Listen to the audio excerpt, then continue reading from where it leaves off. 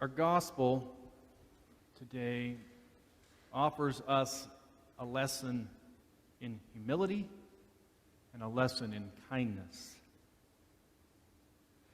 Kindness is one of those things that I believe can be taught. However, even though one has been taught to be kind, the choice has to be made by the individual to actually be kind, to live a life of kindness. Humility, on the other hand, seems to me to be more difficult to teach, though when one does learn the depth of what it means to be humble, there is a good chance that lesson will be so impactful that it will be a life changer. A life changer for not only the one who has learned humility, but a life changer for those around them as well. The 2017 Grammy Country Song of the Year was titled Humble and Kind. The song was written by Lori McKenna and first released by Tim McGraw. To win Song of the Year, the lyrics must have told a story that needed to be heard. Maybe it needs to be heard now. The song says, keep in mind, country mindset. It is a country song. You know there's a light that glows from the front door. Don't forget the keys under the mat. When childhood stars shine, always stay humble and kind. Go to church because your mama says to. Visit Grandpa every chance that you can. It won't be wasted time. Always stay humble and kind. Hold the door. Say please. Say thank you. Don't steal. Don't cheat. And don't lie. I know you got mountains to climb, but always stay humble and kind. When the dreams you're dreaming come to you, when the work you put in is realized, let yourself feel the pride, but always stay humble and kind. Don't expect a free ride from no one. Don't hold a grudge or a chip, and here's why. Bitterness keeps you from flying. Always stay humble and kind. Know the difference between sleeping with someone and sleeping with someone you love. I love you ain't no pickup line. So always stay humble and kind. When it's hot, eat a root beer popsicle. Shut off the AC and roll the windows down. Let that summer sun shine. Always stay humble and kind. Don't take for granted the love this life gives you. When you get where you're going, don't forget to turn around and help the next one in line. Always stay humble and kind. This song paints a picture that life is not always easy. There are mountains to climb, failed attempts, as well as dreams that are realized. But no matter where you are on the path, one thing should remain constant.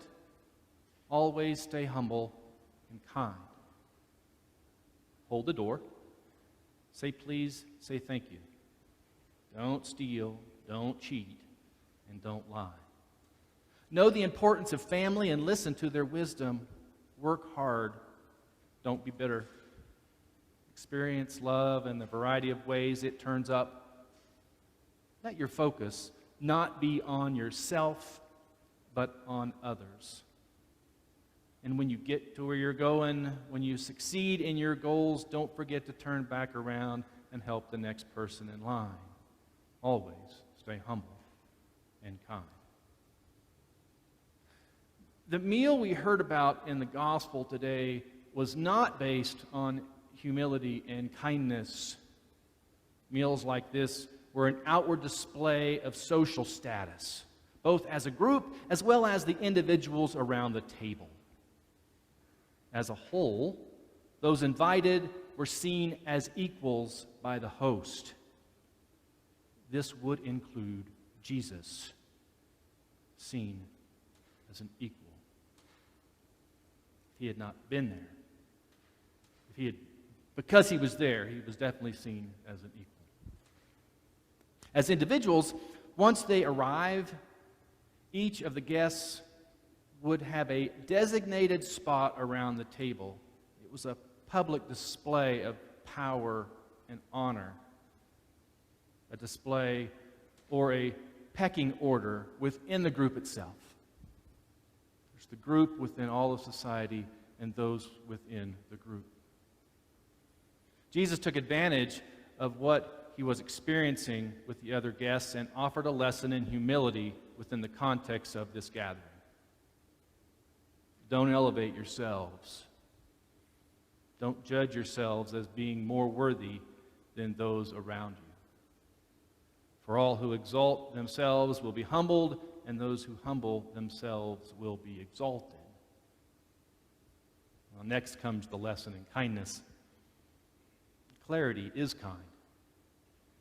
Jesus offers clarity in what kingdom hospitality looks like, God's kingdom, which has arrived. Now, in man's kingdom, meals like this were used to obtain leverage and power. I scratch your back, you scratch mine. In God's kingdom, hospitality is not used to raise one group up, but to raise all God's children.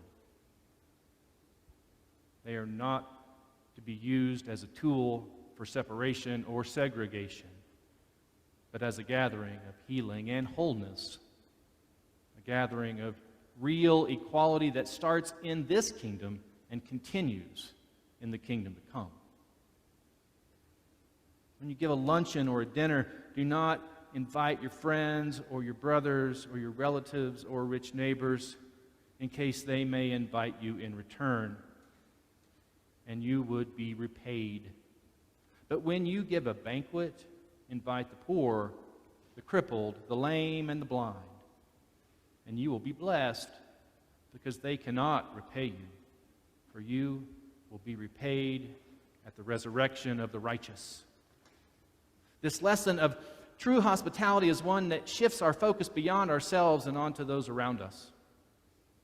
It is this focus that opens our hearts in a way that also opens up our church doors and opens up the invitation to everyone to share in the sacred meal around the holy table. But we can't forget that the holy table is not the only table that we are called to invite people to share in.